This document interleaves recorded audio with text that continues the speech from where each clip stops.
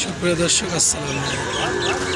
পাঁচবি জয়পুরহাট কৃষি চ্যানেলের পক্ষ থেকে আপনাদেরকে স্বাগত। আমি মোহাম্মদের। আপনারা যারা জাফরাবাদী মহিষের কালেকশন দেখতে চান, সুপ্রিয় দর্শক, আপনারা যারা জাফরাবাদী মহিষের কালেকশন দেখতে চান, দর্শক দেখেন তাদের উদ্দেশ্যে ভিডিওটা দেখেন।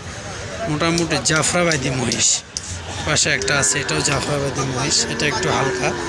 আর ওই পাশে ওই দুটো হলো জাফরাবাদী মহিষ।